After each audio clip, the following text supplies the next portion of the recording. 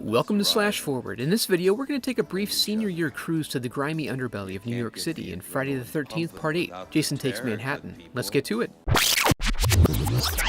We get a momentary reprieve from the traditional prior movie recap opener, as this film tantalizes our senses with a seedy narration overlaying a variety of scummy 1980s-era New York environments, a place primarily fit for pimps, drug addicts, and recently graduated high school students. We then fade to a mini-yacht on Crystal Lake, right as this nubile young couple drops anchor. Following the fine tradition of misunderstanding the basic tenets of foreplay, Jimmy proceeds to regale Susie with a detailed account of the Crystal Lake mythology. In a masterful bit of ironic filmmaking, Jimmy stays dry on deck, while the audience is submerged to the lake bed where the anchor manages to snag a main line to the town's power grid, which happens to reanimate the conveniently located corpse of Jason Vorhees. Meanwhile, still incapable of fully appreciating the depths of his failure, Jimmy pulls a Shelley with his movie-accurate prop mask, which is quickly acquired by Jason, who, in another callback to the third film, grabs a harpoon gun and guts Jimmy, who completely fails to react to the threat presented before him. Jason then nonchalantly discovers Susie and manually harpoons her to death. We then get introduced to our main character Rennie, who's gifted a pen by her teacher. The pen originally belonged to Stephen King. She then arrives at the Crystal Lake International Harbor because apparently the lake is attached to an estuary that feeds the Atlantic. She and her dog appear to be walk-ons for this class trip, which is being chaperoned by the principal, who's also her guardian, and with that, this premise is stretched nearly to its breaking point. We meet up with Captain Sean Robertson, a young man who has spent his entire life cast in the darkness of his father's shadow, and has repeatedly failed to live up to expectations. He's given control of the helm,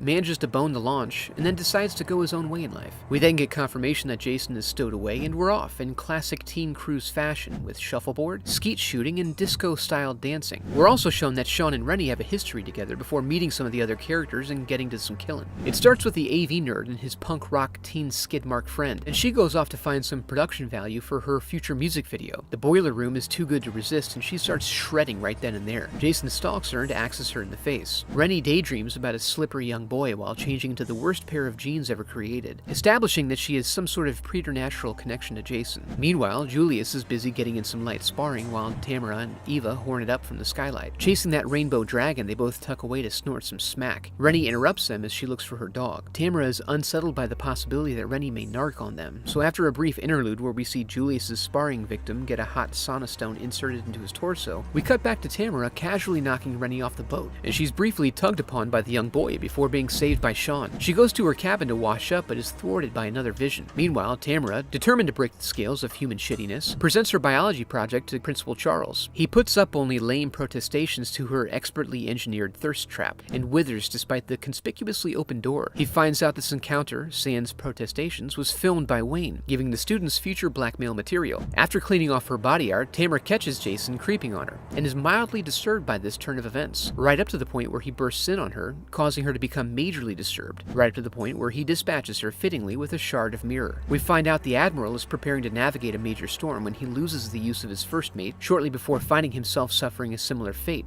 and without the opportunity to warn anybody. Like clockwork, Sean and Rennie find them and send out an emergency announcement, taking the most sensible action seen in a horror film and calling all survivors to congregate in one place. Unfortunately, the group is thrown into a tizzy when Jason cuts off all outside communication, and then the maritime crazy Ralph gets the group all riled up, resulting in a difference of opinion on how to proceed and everyone breaking off into groups. Eva goes to make sure Tamara is apprised of the current situation and comes to find she's well aware. She runs off to the dance hall and stands in the middle of the stage until Jason teleports in front of her and, like the B-side of a Lionel Richie single, he chokes her on the ceiling. Meanwhile, the badass brigade straps up and goes for an evening jaunt above deck. Wayne loses his glasses and freaks out, emptying his scattergun into what he discovers to be the maintenance man. His guilt is short-lived, however, when he gets electrocuted. Then we watch the puppet master take an unusually low-tech approach to solving his not dying problem, which works against him as he is unceremoniously tossed from a height. Not that it's meaningful in any way, but Jason comes through a porthole to grab Rennie, and she jabs him with Stephen King's pen just as a fuel tank explodes in the boiler room. The ship floods, forcing the remaining survivors to the lifeboat. Jason watches wistfully from the deck, deeply hurt that his friends continue to refuse to let him slaughter them. Julius pops up, and the group rows for an unknown amount of time before emerging from a fog and finding themselves just outside Liberty Island,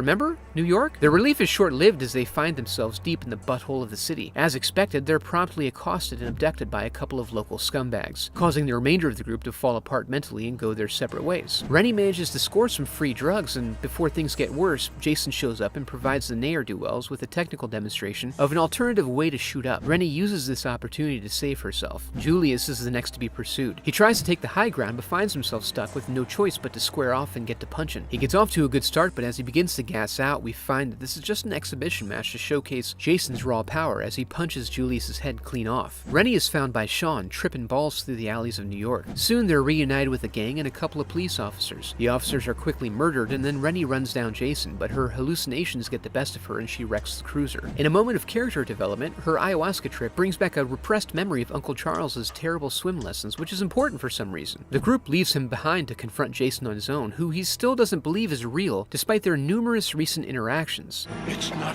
possible. Jason punctuates his counter-argument by tossing Charles out of a window and brutally stuffing him into a sludge-filled barrel. They then go on a final chase-about through the subway, along the city streets, into a diner, and then into the sewer, where Rennie and Sean manage to get Jason caught in the nightly toxic waste purge, bringing this chapter to a close and allowing them to continue on with their sightseeing vacation. And that was Chapter 8, Jason Spends Some Time in New York, which probably represents the final traditional Friday the 13th movie until the remake. I hope you enjoyed the video, and thanks for watching.